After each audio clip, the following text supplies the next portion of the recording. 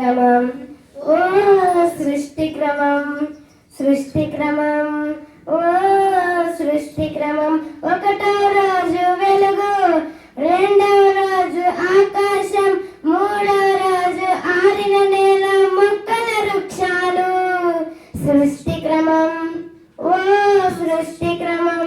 ఒకటవ రోజు వెలుగు, రెండవ రోజు ఆకాశం, మూడవ రోజు ఆరిన నేల మొక్కల వృక్షాలు.